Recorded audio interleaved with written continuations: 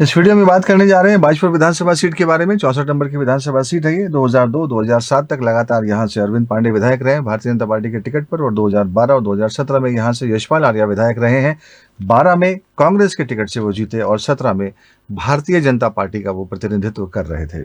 2022 के लिए चलते हैं पंकज जी के पास। 2022 में सबकी नजरें हैं इस सीट से, भाजपुर से, क्योंकि यशपाल आर्या एक बार फिर कांग्रेस में वापस गए हैं। तो क्या कुछ करते हैं इस पर सबकी नजर रहेगी। लेकिन अगर प्रत्याशियों की बात करें तो 6 प्रत्याशी यहाँ पे चुनावी मैदान में हैं। भाजपा से यहाँ पे राजेश कुमार इन्होंने प्रत्याशी बनाया है कि यशपाल आर्या कांग्रेस से प्रत्याशी हैं। इसके अलावा आम आदमी पार्टी ने सुनीता टम्टा को यहाँ पे प्रत्याशी बनाया है। बहुजन समाज पार्टी ने विजय पाल सिंह को अपना प्रत्याशी बनाया है। समाजवादी पार्टी ने धनराज भारती को अपना प्रत्याशी बनाया है और एक निर्दलीय प्रत्याशी मंजू आर्य भी यहाँ चुनावी मैदान में है। तो इस तरीके से 6 प्रत्याशी यहाँ पे चुनावी मैदान में। लेकिन अगर हम टक्कर की बात करें तो यहाँ पे सीधी टक्कर भाजपा और कांग्रेस के बीच होते दिख रही है।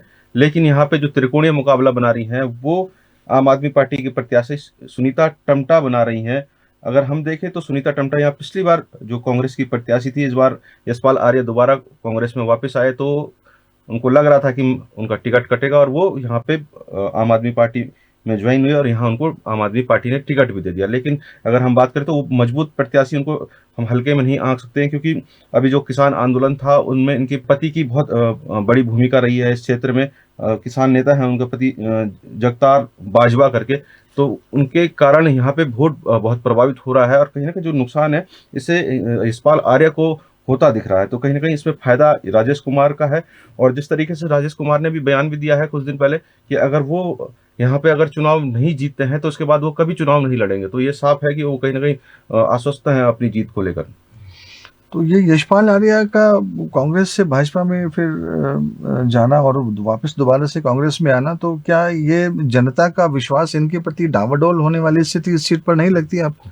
बिल्कुल, कहीं ना कहीं फर्क पड़ता है कि कभी भाजपा में है आप, फिर कांग्रेस में वापस आ रहे हैं, तो ये कहीं ना कहीं एक दल बदलू वाली जो कहानी होती है वो लोग समझते हैं और धीरे धीरे समझ भी रहे हैं इस चीज़ को। लेकिन अगर हम यहाँ पे यशपाल आर्य की बात करें तो यशपाल आर्य यहाँ पे बहुत मजबूत प्रत्याशी हैं। जब से ये आरक्षित सीट हुई है 2012 से, तब से लगातार वो जीत रहे। उससे पहले वो मुक्तेश्वर से 2 बार विधायक रहे। तो एक बड़ा फायदा यहाँ पे कांग्रेस को है कि यशपाल आर्य जैसा नाम यहाँ पे है उनके साथ। और सबसे बड़ी बात है कि चाहे कुछ भी कहें हम, लेकिन उनका अपना एक अलग वजूद यहाँ पे। और यशपाल आर्य केवल भाजपुर ने ही पूरे हल्द्वानी और कुमाऊं की बहुत सारी सीटों को वो प्रभावित करते हैं, खासकर मैदानी सीटों को बहुत प्रभावित करते हैं, दलित वोटों को प्रभावित करते हैं। तो इसका फायदा जरूर कांग्रेस को मिल रहा है उनके आने के बाद।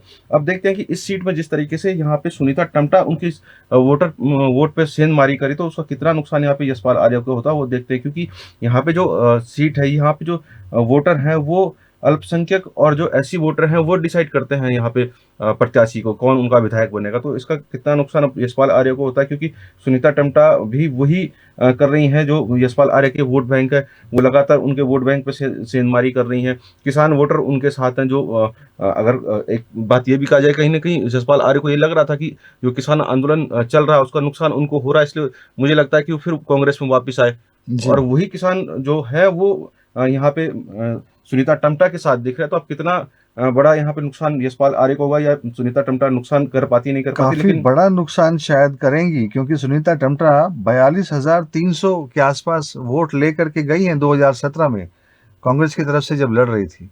बिल्कुल तो 12,636 वोटों से वो यहाँ पे हारी हैं पिछली बार के इलेक्शन में। जी, और जबकि प्रचंड मोदी लहर था और यशपाल आर्य जैसे नाम भी साथ में था, तो फिर भी इतना वोट लाना। और इस बार कहीं ना कहीं जो ये किसान आंदोलन हुआ है तो उसमें इनके पति की महत्वपूर्ण भूमिका रही है इस क्षेत्र में, तो उसका फायदा भी इनको यहाँ पे होने वाला है। अब कितना वो सेंधमारी कर पाती हैं इन वोटों पे वो देखना पड़ेगा।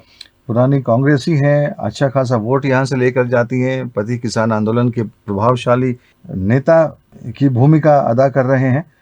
तो ऐसी इन सभी चीज़ों को मिला जुला करके एक बहुत ही भारी भरकम पलड़ा इनकी तरफ को भारी होता हुआ नजर आता है कहीं ना कहीं इस विधानसभा सीट पर। तो ये राह शायद आसान नहीं होगी इस बार यशपाल आर्या के लिए यहाँ से ये सीट निकाल कर ले जाना।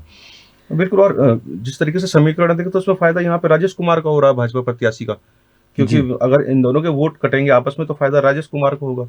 और जितना मजबूत यहाँ पे सुनीता टम्टा होंगी उतना उनका नुकसान होगा यशपाल आर्य का, तो उससे सीधे-सीधे ये लग रहा है कि कहीं न कहीं अप होते हुए दिख रहे हैं राजेश कुमार यहाँ पे। तो कहीं न कहीं ये ऐसा ना हो कि यशपाल आर्य जो सोच रहे थे कि कांग्रेस में आके फिर वो विजयी होंगे। और मुझे जो लग रहा था कि जिस तरीके से अभी लगातार हरीश रावत बयानबाजी करते हैं कि जी। मैं चाहता हूँ कि एक दलित सीएम बने, और जी, उनका जी, इशारा जी। हमेशा यशपाल आर्य की तरफ रहता। तो कहीं ये तो नहीं है कि वो उनको भी लग रहा था कहीं न कहीं यशपाल आर्य को इस बार बाजपुर सीट में मुश्किलों का सामना ना करना पड़े, और एक वो जो दलित वोट है या अल्पसंख्यक वोट है वो उनकी तरफ खींचे रहे, उनके साथ उनका जुड़ाव रहे, इसलिए वो यहाँ पे इस तरीके के बयान देते नज़र आ रहे हैं। हो सकता है, जहाँ तक ये आंकड़ों पर नज़र डालने के बाद जो हमें समझ आ रहा है, उससे पहले ज़रा जल्दी से एक बार 2012 76.7% वोट यहाँ पड़ा था, 2017 में 76.5%, 2022 में भी 72%, तो वोट प्रतिशत में तकरीबन 4% की गिरावट आई है। तो कहीं न कहीं खफ़ा है जनता, वोट नहीं देना चाहती। अब अब इन तीनों चीज़ों का मिला-जुला असर, एक तरफ सुनीता टम्टा पुरानी कांग्रेसी, कांग्रेस में होने की वजह से, पति के किसान आंदोलन के नेता होने की वजह से दोनों ही चीज़ों का झुकाव एक ही तरफ को जाता है। भारतीय जनता पार्टी से खफा कहीं न कहीं किसान वर्ग इस क्षेत्र का है, तो उसका झुकाव इधर को जाएगा सुनीता टम्टा की तरफ को। कांग्रेसी होने की वजह से उनका झुकाव सुनीता टम्टा को, भाजपा से खफा होने की वजह से कांग्रेस की तरफ को झुकाव जाएगा। पति के किसान आंदोलन नेता होने की वजह से सुनीता टम्टा की तरफ को झुकाव जाएगा।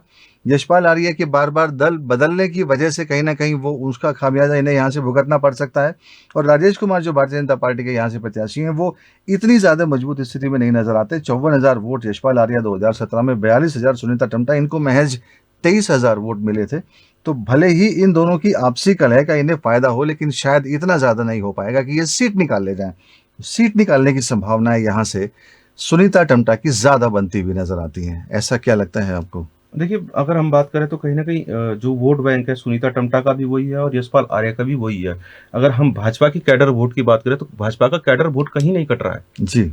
तो उसका फ़ायदा यहाँ पे राजेश कुमार को होगा कि अगर वोट कट रहा है तो यहाँ पे यशपाल आर्य का ही कट रहा है। सुनीता टम्टा अगर किसानों का वोट काट रही है तो वो यशपाल आर्य का काट रही हैं। दलितों का वोट काट रही है तो यशपाल आर्य का काट रही हैं। मुस्लिम वोट काट रही हैं तो वो भी यशपाल आर्य का काट रही हैं। जो लगातार जिनके कारण यहाँ पे यशपाल आर्य जीतते आए थे। तो जी, कहीं न जी, कहीं जी। मुझे जो लगता है कि इस हिसाब से क्योंकि भाजपा का कैडर वोट कटना बहुत मुश्किल होता है, कोई पार्टी बहुत जल्दी नहीं काट पाती है। जी। तो उस हिसाब से देखा जाए तो यहाँ पे मजबूत स्थिति में राजेश कुमार नज़र आ रहे हैं। लगभग 1 लाख लोगों ने मतदान किया था 2017 में यहाँ से, और 2022 में ये क्या स्थिति रहती है? 72% लोगों ने मतदान यहाँ पे किया है, और ये पलड़ा किसकी तरफ को झुकेगा, ये नतीजे सामने आएंगे 10 मार्च को। हमारे साथ बने रहने के लिए आपका बहुत बहुत धन्यवाद।